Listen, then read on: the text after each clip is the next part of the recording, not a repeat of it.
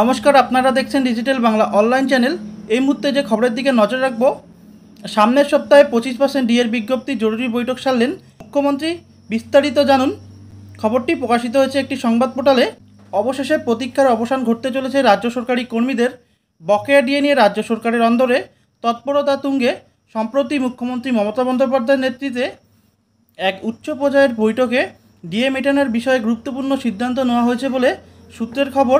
এই বৈঠকে উপস্থিত ছিলেন রাজ্যের মুখ্য সচিব মনোজ পঞ্চ এবং অর্থ সচিব প্রভাত মিশ্র। সুপ্রিম কোর্টের নির্দেশ, বকেয়া 25% ডিএ নিয়ে রাজ্য সরকারের এই পদক্ষেপে কর্মীদের মধ্যে আশার আলো দেখা গেলেও কিন্তু বিষয় নিয়ে ধোঁয়াশা থেকেই যাচ্ছে।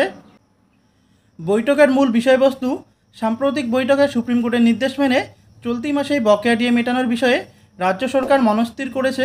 তবে কর্মীরা পুরো 25% বকেয়া হাতে পাবেন কি না তা নিয়ে সংশয় রয়েছে।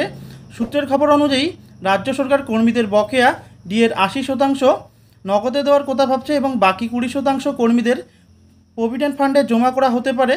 যদিও পেনশনভোগী এবং পারিবারিক পেনশনভোগীদের ক্ষেত্রে পুরো বকেয়া টাকাটাই মিটিয়ে দেওয়া হবে বলে জানা গিয়েছে। মুখ্যমন্ত্রী মমতা বন্দ্যোপাধ্যায় বৈঠকে স্পষ্ট নির্দেশ দিয়েছেন যে ডিএ মেটানোর জন্য প্রয়োজনীয় অর্থ জোগাড় করতে গিয়ে যেন রাজ্যের সামাজিক প্রকল্পগুলিতে কোনো প্রভাব না পড়ে। একই সাথে সুপ্রিম কোর্টের ভর্ৎসনা এড়াতেও রাজ্য সরকার বদ্ধপরিকর। এই দ্বিমুখী চ্যালেঞ্জ সামলে কিভাবে রাজ্য সরকার কর্মীদের বকেয়া ডিএ মেটাবে সেটাই এখন দেখার বিষয়। তো আপনারা বুঝতেই পারছেন, সামনের সপ্তাহে 25% ডিএর বিজ্ঞপ্তি, জরুরি বৈঠক সারলেন মুখ্যমন্ত্রী। খবরটি প্রকাশিত হয়েছে বিভিন্ন প্রথম সারির মিডিয়ায়। তো আজকের ভিডিওটি এই পর্যন্তই। পরবর্তী কী আপডেট আসছে অবশ্যই আপনাদের জানাবো। ধন্যবাদ।